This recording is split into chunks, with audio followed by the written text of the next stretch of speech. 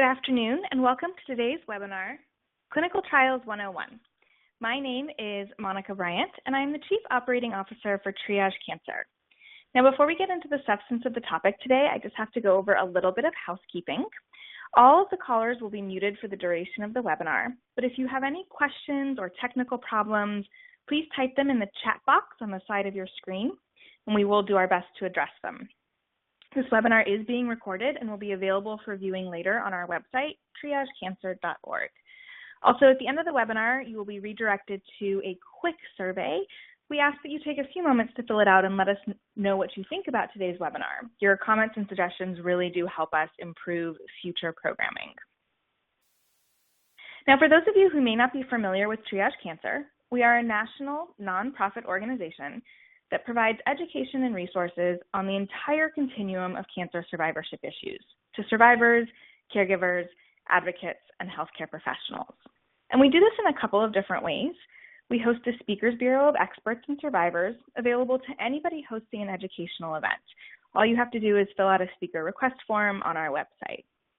We also host an educational blog, provide online resources, many of which I'll be pointing to today, and we participate in seminars, webinars, and conferences all over the country.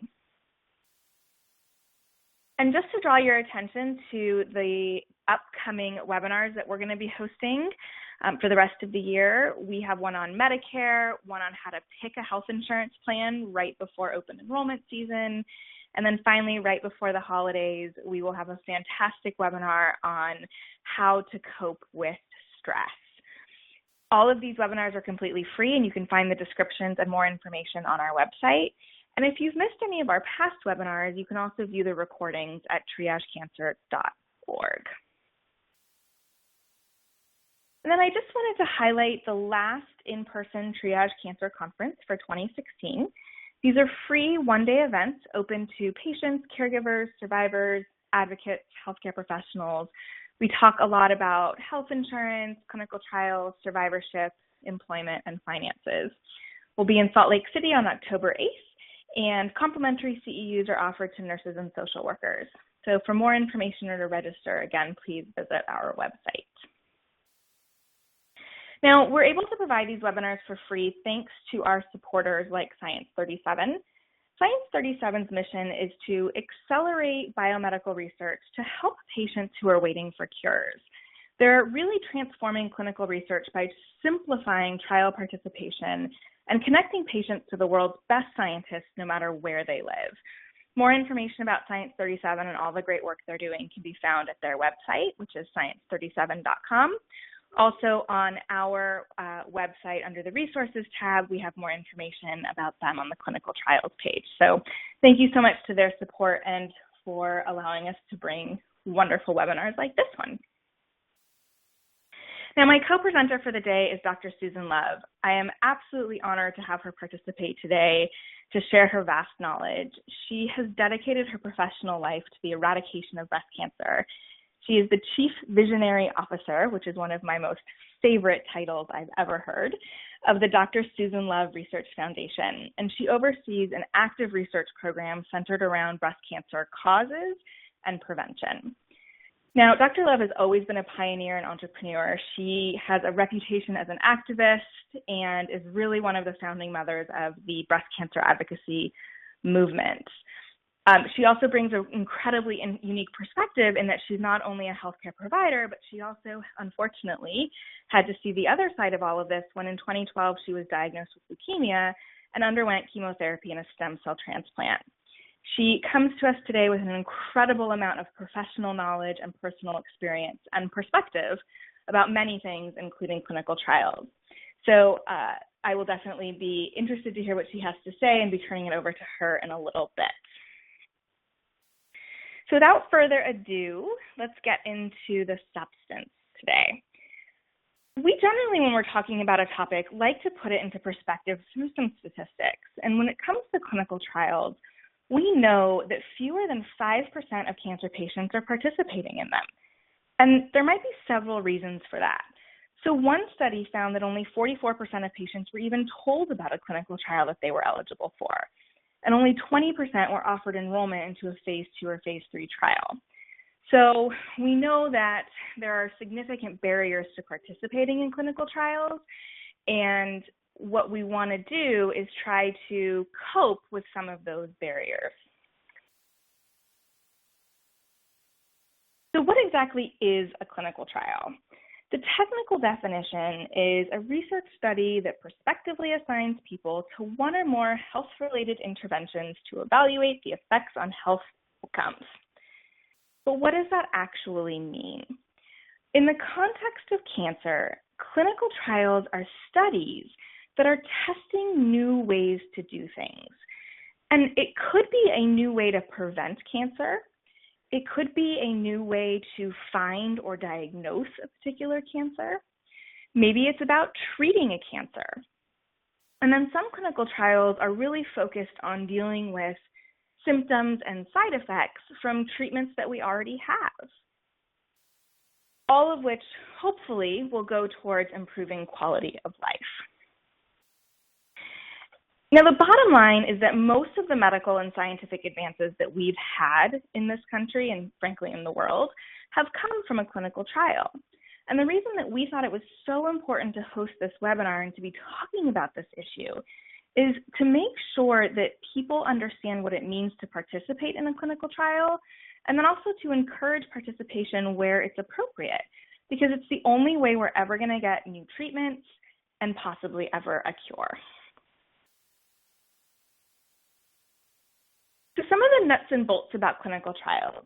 Clinical trials are grouped into phases depending on where they are in the process, and each phase is designed to look at something a little bit different. There are phases 0 through 4. However, most studies are going to go phases 1 through 3. In a phase 1 trial, for example, you're typically going to have a small group of people being tested, around 15 to 30 people. And the general purpose is to perhaps find a safe dose of a particular medication, or even to decide how best to administer the treatment. So for example, does the drug work better in a pill form, or does it need to be through an IV? Should the treatment be given in the morning or only at night, or some sort of mixture, etc. Also, phase 1 trials will typically look at if there's any side effects to that particular treatment. If a treatment is deemed safe, then it will move on to phase 2. In phase 2, the drug or treatment is given to a larger group of people to see if it's effective and to further evaluate the safety. And phase 2 trials are going to be generally a little bit bigger, around 100 people. And then phase 3 is where trials generally get very big. It could even be up to several thousand people for a big study. And in phase 3, this is where we're going to confirm the effectiveness of a particular drug, continue monitoring side effects, maybe compare it to an existing treatment that's commonly used, and to collect any other information that will allow the drug or the treatment to be used safely moving forward. Now, phase 4 trials are studies that are done after the drug or treatment has been marketed to the general population. And they're done to gather more information about the drug's effects in various populations and to see if there's any side effects associated with long-term use. Sometimes the trials will be designed where these phases may be combined. So maybe phase 1 and phase 2 are going to end up being combined. But generally speaking, you're going to get phases 1 through 3 for any particular treatment. So let's say that someone might be interested in participating in a clinical trial. How do you actually go about finding one? We believe the first step is to talk with your existing healthcare team. They may be aware of clinical trials happening in your backyard or be able to point you in the right direction for a particular trial. If that's not possible, or if you're feeling like your healthcare team isn't able to help you find a trial directly, there are a number of online search tools and matching services that you can access independently. So you can do a little legwork on your own. And if you find something that's a good fit, you can take that information to your healthcare team for their input. So the American Cancer Society has a clinical trial matching service. National Cancer Institute, the National Institutes of Health are all incredibly reputable places to start your search. but they can be a little bit overwhelming. So again, enlisting the help of your healthcare team is always a good idea. Now, there are also some services that are specific to a particular cancer, like breastcancerclinicaltrials.gov is focused on matching or providing information about clinical trials specific to breast cancer. So to know that those exist as well. Now, every clinical trial is going to have a different set of criteria in order to be eligible for participation. And even if you are eligible based on that criteria, it doesn't necessarily mean that you're going to be accepted into that particular trial. So some trials may only accept a certain number of patients and may have reached their cap by the time you apply. Or perhaps they're only looking for patients that have been diagnosed with stage 2 cancer and you've been diagnosed stage 1 or stage 3. Or you may want to participate in a trial and you're not deemed eligible because you've already had different treatments. So there are multiple things that the trial is going to be looking for and trying to weed out so that they can really make causal links between health status and efficacy of the treatment. Now, the good news is if you're not accepted into a trial, you may still be able to request a special exemption to access it. The special exemption means that you would be able to get whatever treatment was being tested in the trial, but your results wouldn't be included in the research study. The Food and Drug Administration, or the FDA, also has a program called Expanded Access that allows certain individuals access to drugs or treatments that haven't yet been approved by the FDA. And there are pretty strict guidelines for the Expanded Access program. So we've given you the link here for more information specifically about this FDA program if you're interested. You will have to have the assistance and sign off from your specific healthcare team in order to be eligible for this Expanded Access program. So keep that in mind and make sure you're talking with your doctors about it. Now, you may be asking yourself, why would I even want to participate in a clinical trial? And just some of the reasons that you may want to think about this include the fact that you might be able to access new drugs or treatment that aren't available to anyone else just yet. Also, with clinical trials, you're going to be monitored very closely for side effects because a lot of times that's what they're looking for. And then certainly you have the opportunity to contribute to the greater good in the hope that the research that you're participating in is going to help others down the line, in addition to helping yourself. And then also, you may be able to take a more active role in your healthcare by participating in the clinical trial. And that's where this idea of informed consent comes into play. So in this country, there are numerous protections in place for patients who are participating in clinical trials. And any individual who's considering participating in a clinical trial will have to sign what's called an informed consent document.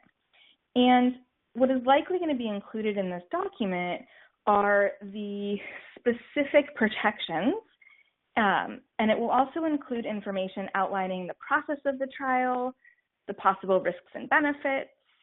It'll include information about patient rights, like your right to privacy or your right to ask questions about the trial, about your right to leave the trial without penalty. That's a big misconception for people where they feel like once they sign on to a clinical trial, that's it. They have no opportunity to leave the trial if they're unhappy. And that's just not the case. So the bottom line here is that you're not giving up rights by joining a clinical trial, but instead you may actually end up with additional rights. Now, we'd be remiss if we didn't also talk about some of the risks of a clinical trial. There are risks involved in every type of treatment, but with clinical trials specifically, there may be some side effects to this new treatment that you're getting that doctors can't anticipate yet. That might be what they're looking for in the clinical trial. Of course, it might not be effective for you, so you may not benefit from this new approach being tested, even if other participants are. And then many clinical trials are really time intensive. You may have to travel out of state, or even if you're participating in a trial that's close to home, you may have to have additional appointments or spend time keeping really close track of certain side effects and reporting those side effects, more so than if you were just receiving a traditional treatment. Now, we travel all over the country talking about issues like clinical trials, and we've been asked about some common myths. And perhaps the most common concern that we hear from people is that if you sign up for a clinical trial, you might end up getting a placebo or a sugar pill rather than real cancer treatment. But the reality is, for cancer clinical trials, placebos aren't typically used. And if you are in the rare situation where a placebo is being used in a study, you are absolutely going to be given that information before you sign that informed consent document. And the way that it would work in a cancer clinical trial, most likely, if they're using a placebo, is that they're giving a standard treatment, let's say chemo, plus another drug on top of that, and they're testing perhaps how that other drug is beneficial. So in this study, maybe you get the standard of treatment plus the drug, or you get the standard of treatment plus placebo. So it's not that you're not getting any treatment at all. So both groups are going to end up getting the standard of treatment. And I think it's a really important distinction to be made that in this country, you're never going to join a clinical trial and not get at least standard of treatment.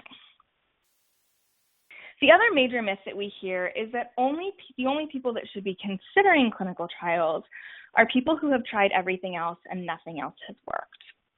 But the reality is that there's clinical trials for all types of situations. Yes, certainly some trials are for patients who may be deemed to be terminal, but then there are also trials for people who are high risk and haven't even been diagnosed with cancer, and everything in between. So I definitely urge you, wherever you are in the process, to, if you're thinking about clinical trials, to not let your stage or your diagnosis stop you from at least investigating them. Now, this has been just kind of a brief overview, and I've given you a lot of information in a short period of time. So I did just want to highlight one resource for you. The American Cancer Society and Genentech have partnered together to provide information about participating in clinical trials. And full disclosure, Dr. Love and Triage Cancer CEO both appear in these videos, but it's not the only reason that we think they're great. They are short videos that break down particular topics to help you understand clinical trials and make choices about what's best for you. And so you can watch one of or all of the 6 videos, which cover considering a clinical trial, picking one, discussions with doctors, informed consent, and so on.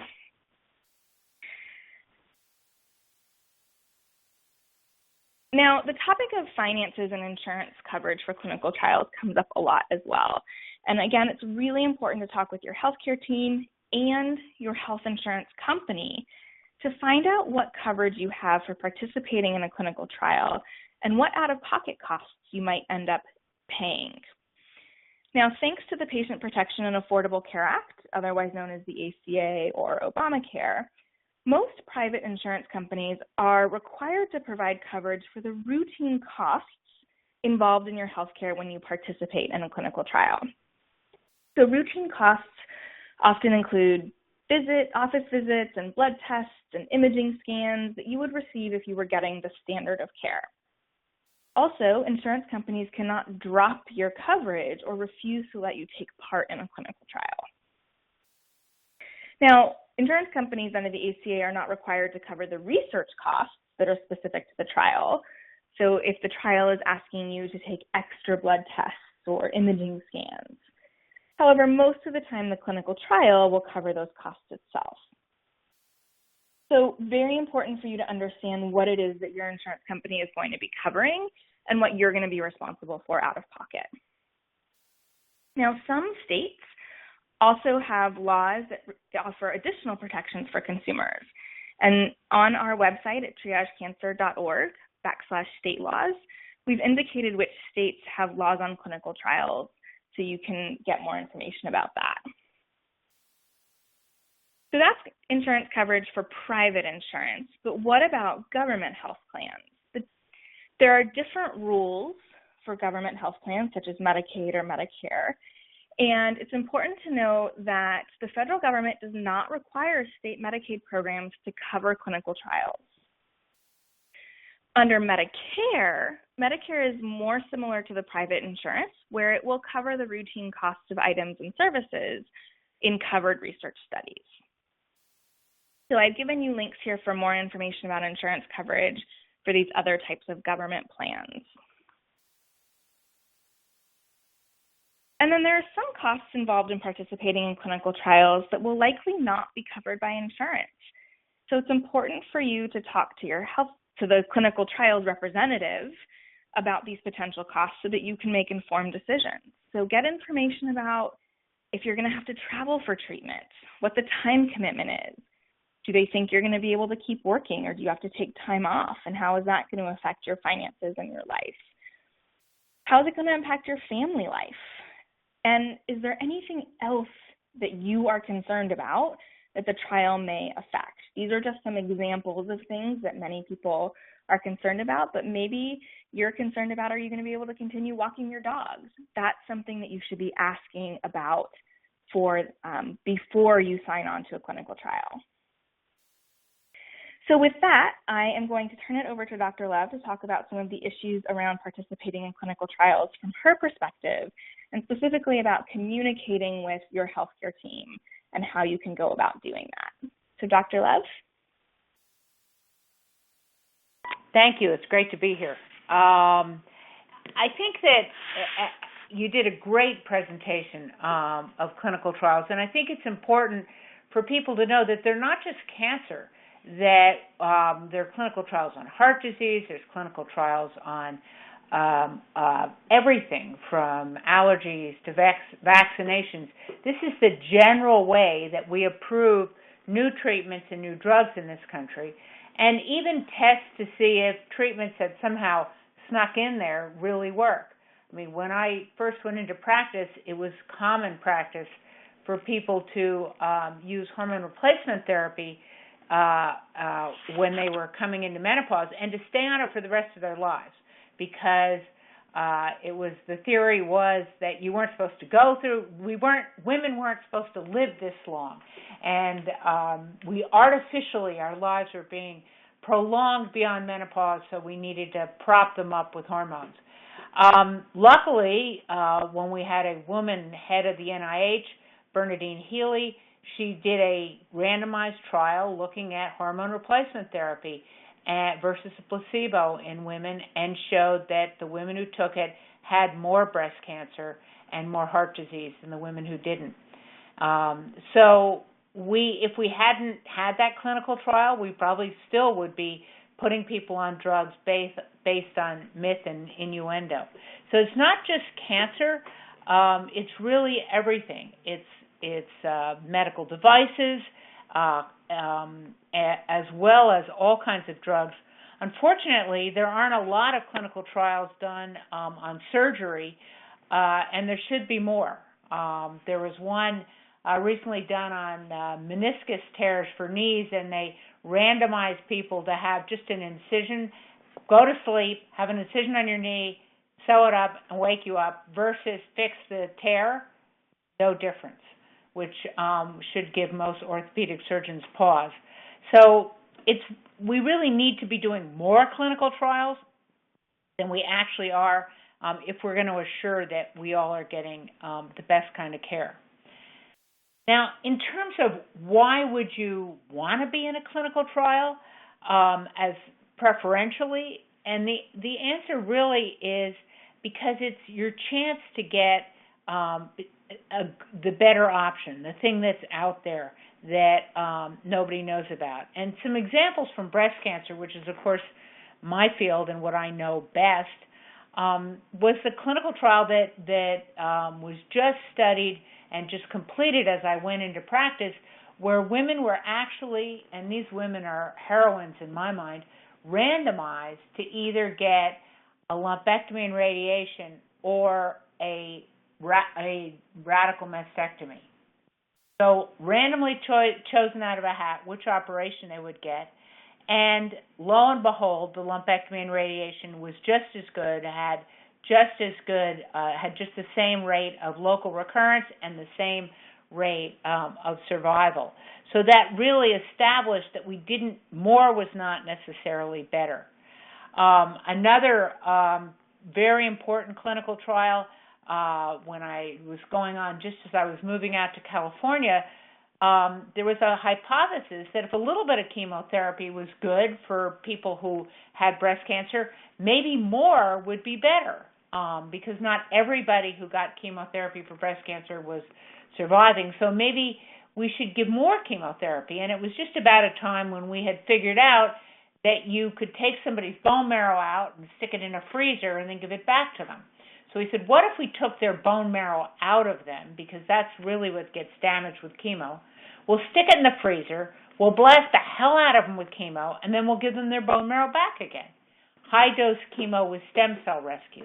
And people were actually suing their insurance companies to get access to this treatment, which everybody thought would be the answer to breast cancer. Well, luckily, there was a randomized controlled clinical trial which showed that, in fact, more wasn't better, that it was more important that you had the right kind of treatment for the right kind of cancer than it was that you had a higher dose.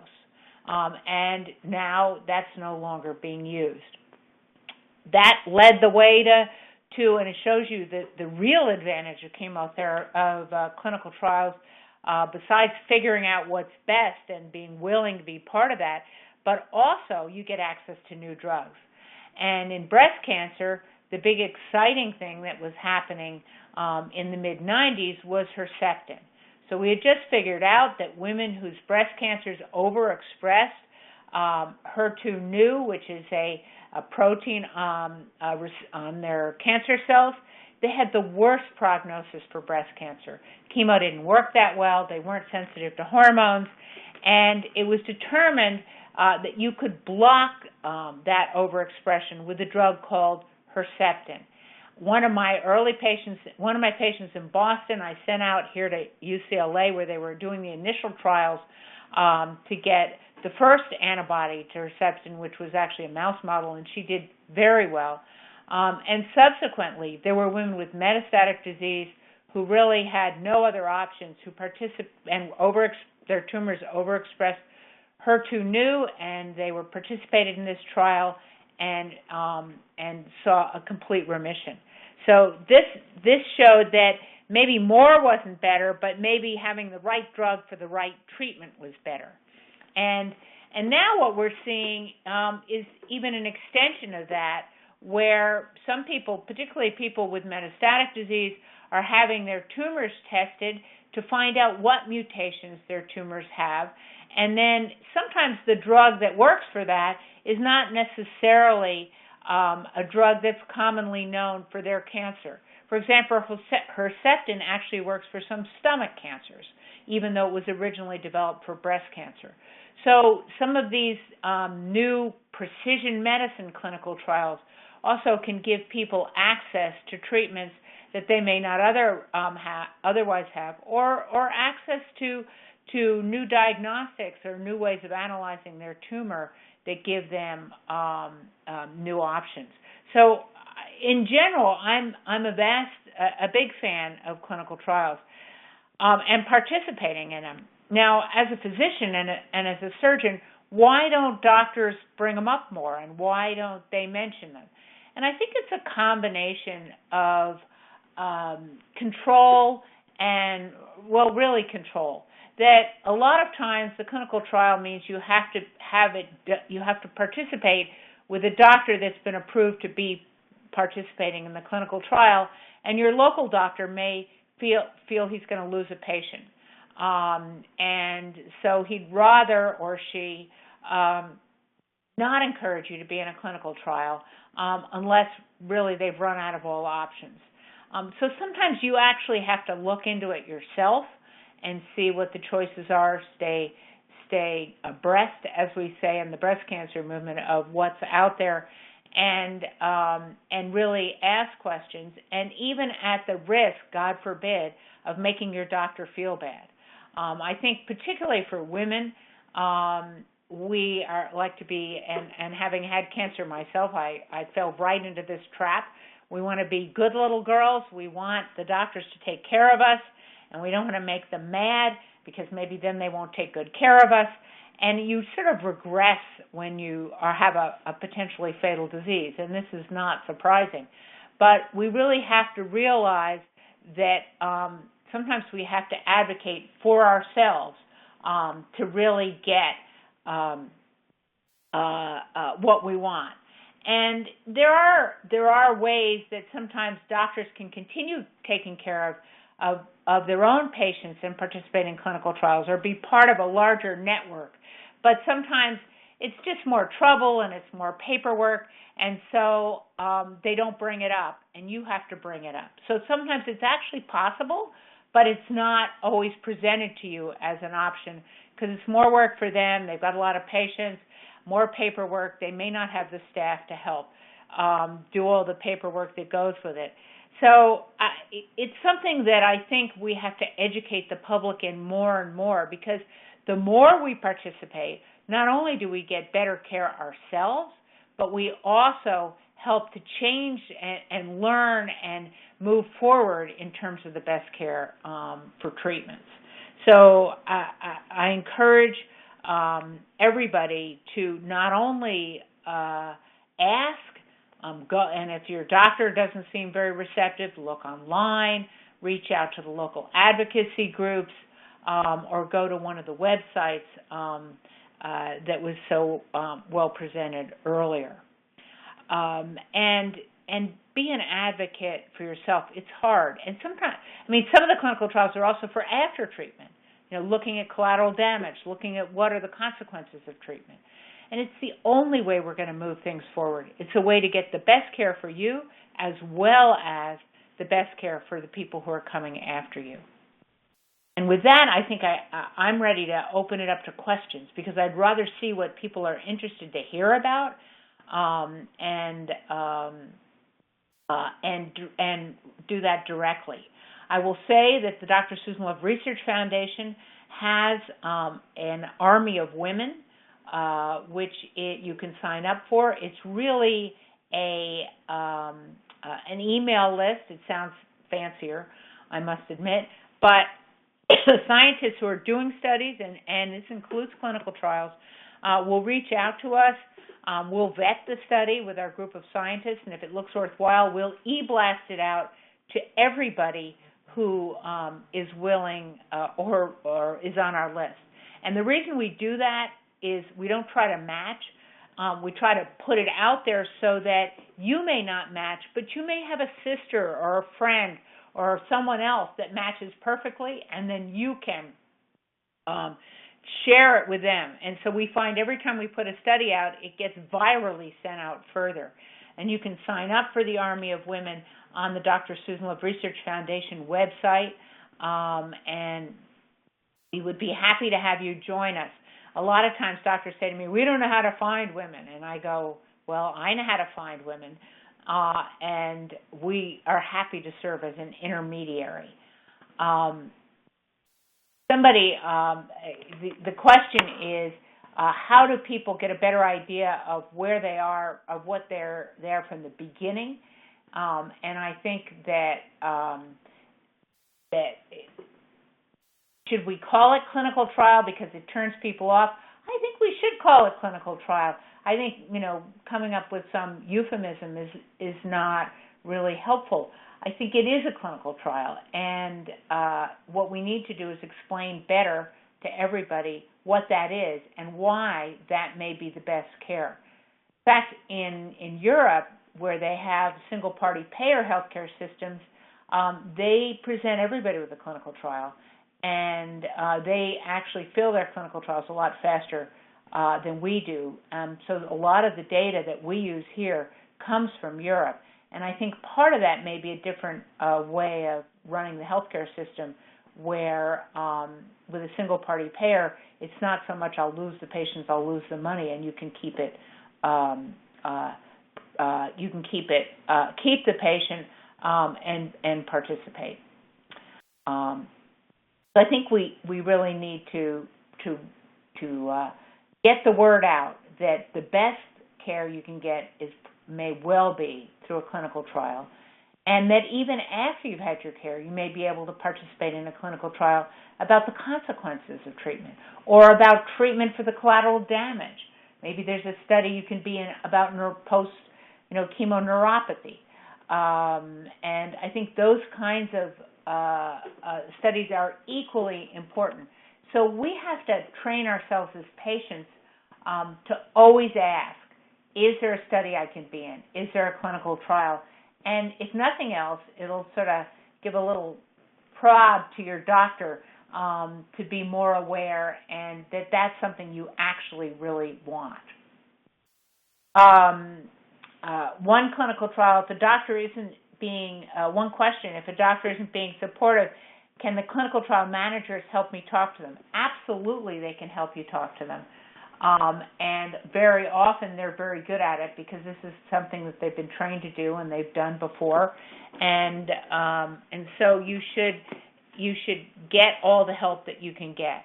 But don't be scared. I mean, I think as women we get a little scared about going up against our doctors, and doctors more often than not will help you rather than not help you if you ask. But if you don't ask, you'll never know. Another question about the reason studies aren't getting the answers, are there much too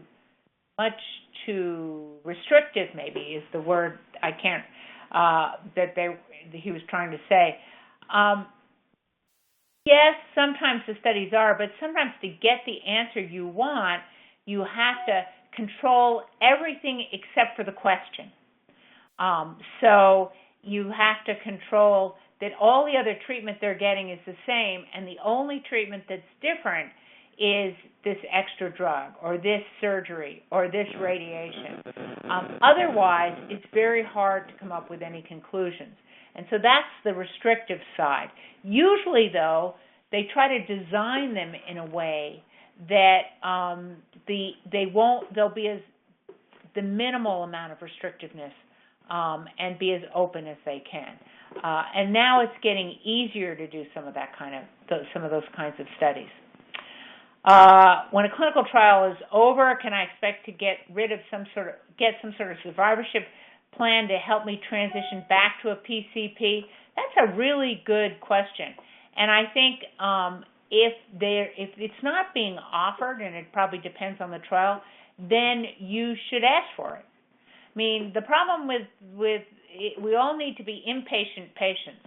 We all need to really ask for what we need and demand what we need, or we're not going to get it. So I think that some of them probably will give you a plan and some of them won't.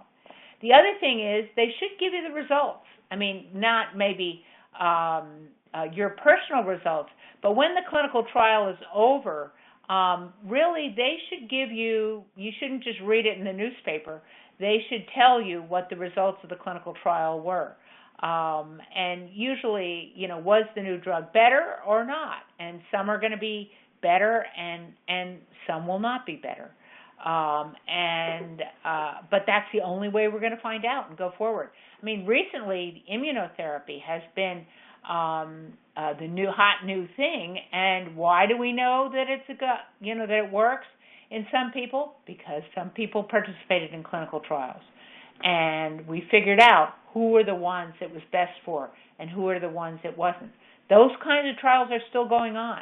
So particularly for people with metastatic disease, I would ask about, is there any immunotherapy that you can be part of, immunotherapy trials that you could be part of? And particularly for certain kinds of cancer, prostate, breast, and some of the others, this is working very well. Other questions, I'm keeping an eye out here for you. when a clinical trial is over, can I expect some sort of survivorship? We said that. What happens if I'm in the middle of a trial and I just found out I can't deal with it anymore? Be the side effects or the quality of life impact?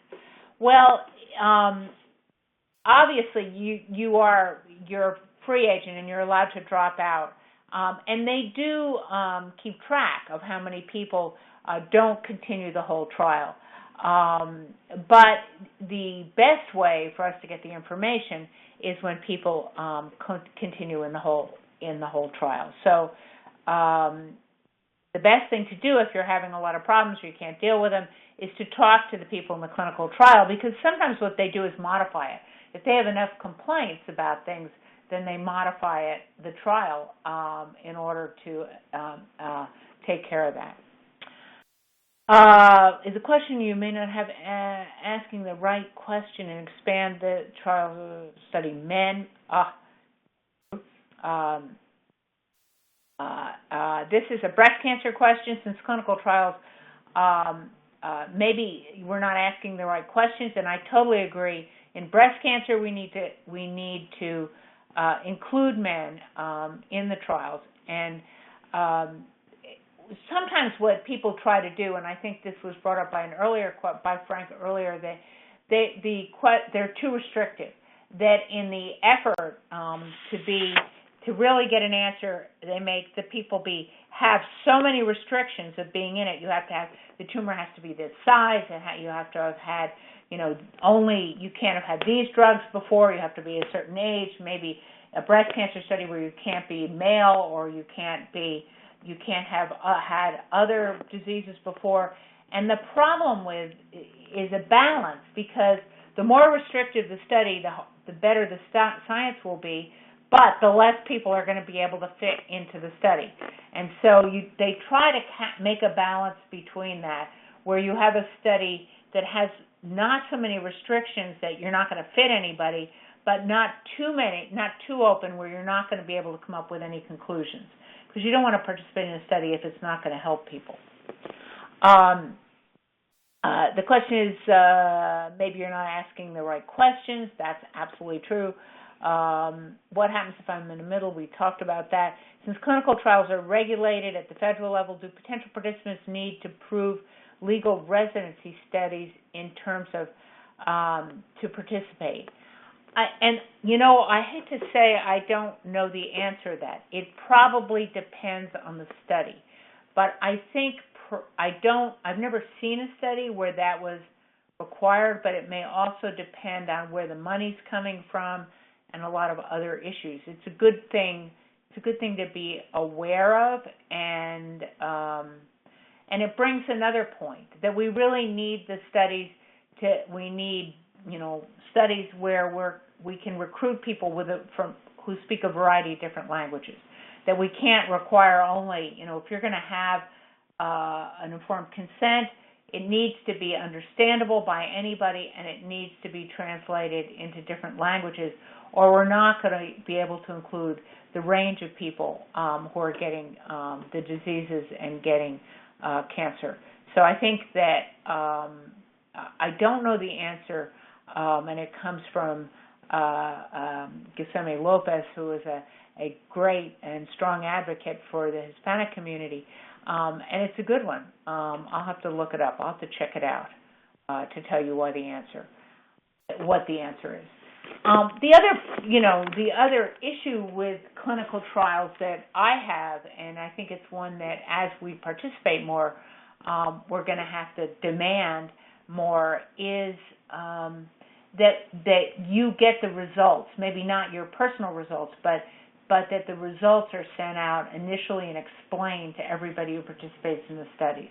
Sometimes we forget to do that, particularly if the study doesn't work. And I think whether the new drug works or not, it's really important, whether it be in a webinar, whether it be written.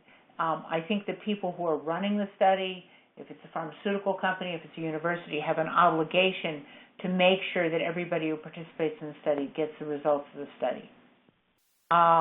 More questions. To see, as you can tell, I could just keep talking. I will, for those of you that are involved in breast cancer clinicaltrials.org is a nonprofit, and they have figured out how to translate the clinical trial, the government clinical trial website, into something that is more understandable. You can put in your information. They'll tell you what trials you match for, and then you can, and who to contact. And it's much clearer.